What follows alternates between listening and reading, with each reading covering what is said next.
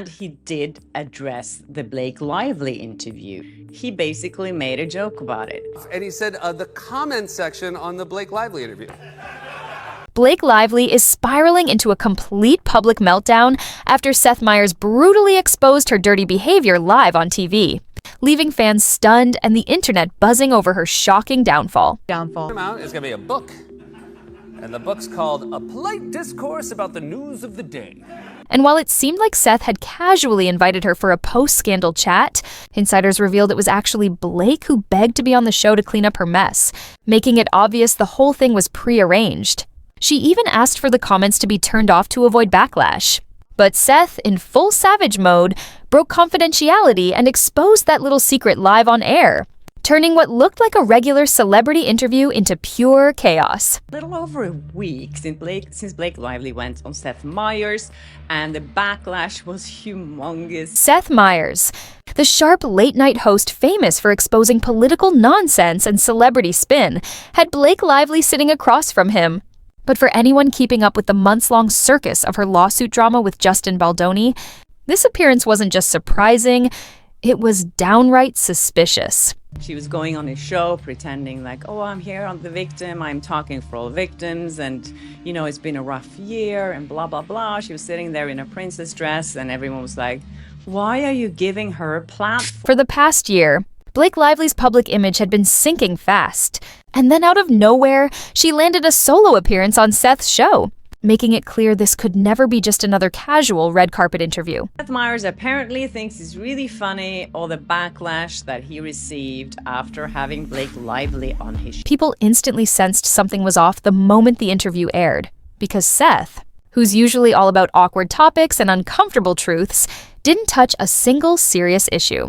No mention of the defamation claims, no talk about her role in the $400 million lawsuit, and not even a basic question about Justin Baldoni, the man at the center of it all. He put her on his show because he wanted views, as simple as that, and he wanted to be the first host who had Blake Lively on as a guest since this scandal started, unfolding. It was as if none of it ever existed, with the conversation carefully centered on harmless anecdotes, parenting moments, and light jokes. And it wasn't even subtle. The entire segment felt rehearsed. Not like an interview, but more like a polished, paid publicity spot. Okay, so Seth Meyers is trying to get away with this by blaming it on someone else, that they shut down the comment section. According to reports, that might not be far from the truth, as multiple insiders revealed Blake's team, not NBC, arranged the entire appearance. The offer was pitched, not requested, and her PR crew allegedly reached out, set the terms, and made it happen under their control. She didn't go there to be questioned. She went there to perform and rewrite the narrative on her own terms. Yeah, so he didn't address the fact that there were controversies. He's just like making a joke about it. Same kind of way that Ryan Reynolds would do, I guess, and what he did at SNL, just like joking about. The timing wasn't random either, because backlash against her had been building for months. And after Justin Baldoni's legal team brought forward serious claims and started subpoenaing evidence, everything about Blake's carefully crafted public image began to crack wide open. If these allegations, which are serious allegations of SH, why would people just keep making jokes about it? She was accused of manipulating insiders, influencing casting decisions, and possibly helping to launch smear campaigns. Yet instead of addressing any of it, she ran straight to late-night TV for a soft reset to change the conversation. But things didn't go as planned, because almost immediately, viewers rushed to the YouTube upload of the interview and noticed something strange. It was the comment section on that video, which only has about 255,000 views, which is pretty low. Yes, the comment section was locked, and that's when everything exploded. Viewers flooded social media, accusing the show of censorship and a cover-up, demanding answers and pointing out how Seth Meyers, usually known for letting audiences speak freely, was suddenly silencing discussion around a controversial guest. Fans quickly connected the dots. Seth wasn't just being cautious, he was following orders.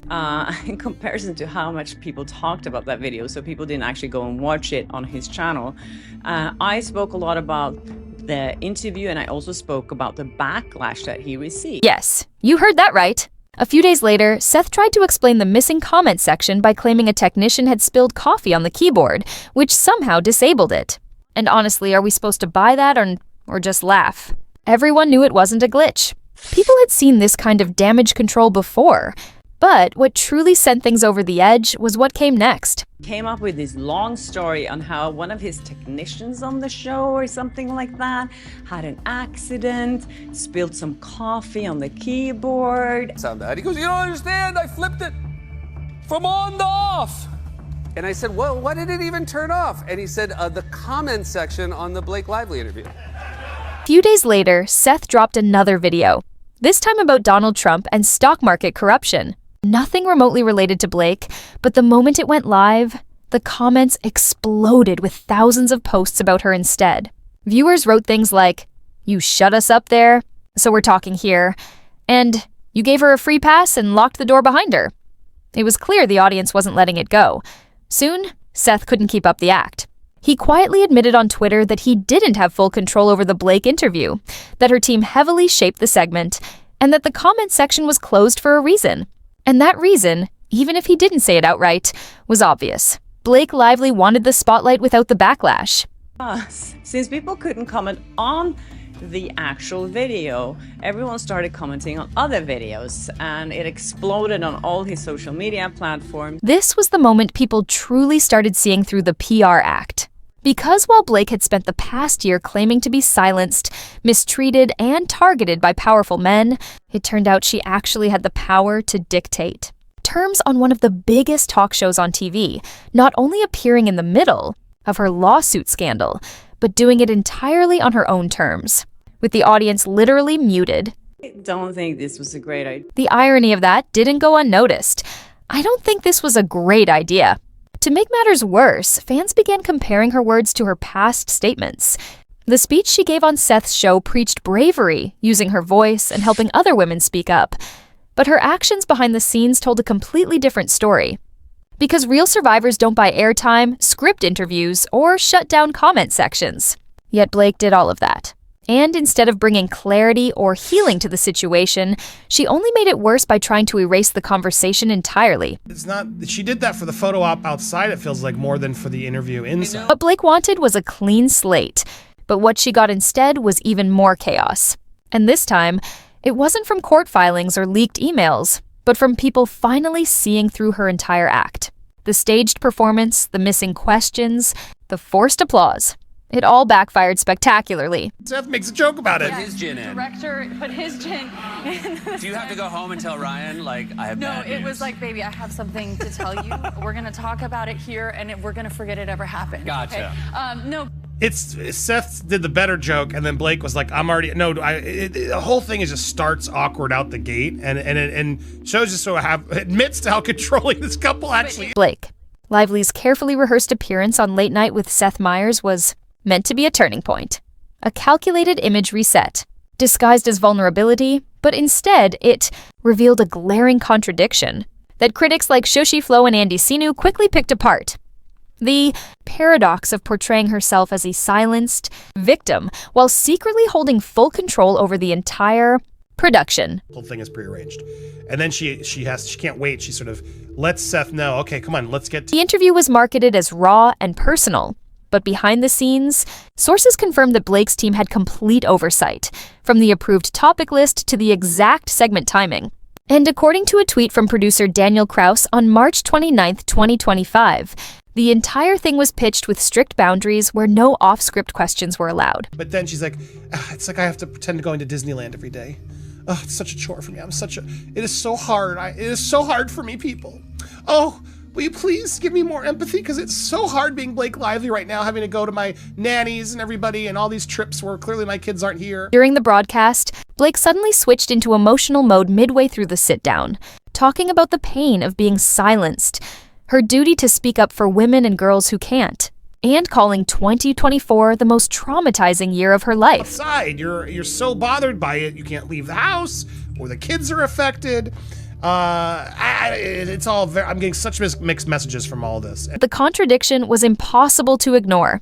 She wasn't being silenced, She was monopolizing one of the few remaining legacy talk show platforms with a pre-approved narrative and zero audience accountability, as no one was allowed to ask questions, and the YouTube comments were shut down within 2 hours of the interview going live. This was confirmed by the 8 and Buffalo team's post on X at 2:04 a.m. Eastern Standard Time that same night. From these appearances, they're telling me anything. You're not suffering any actual work damages. Working just fine for you. People are still asking for your autograph, showing up at premieres.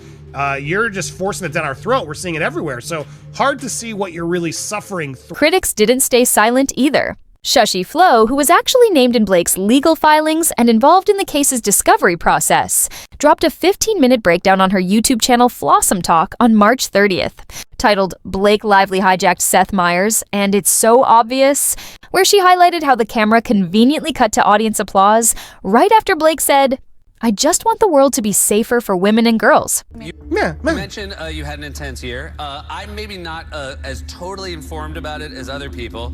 Now, and watching this again, I love how he said that, because that to me is his excuse for why he's not pressing. I'm not as educated on it. And you gotta be clear, this isn't 60 Minutes or some hard-hitting news. Shushy pointed out that the applause was almost certainly prompted, not genuine, saying, "Anyone who's ever been to a taping knows when the big applause sign flashes. You clap or you get stared at." And then she zeroed in on Blake's closing statement, calling it the moment where the truth slipped through. No, I am now officially a part of the lawsuit. I'm in the subpoena that Blake Lively's team sent to Wayfair and Justin Baldoni's team.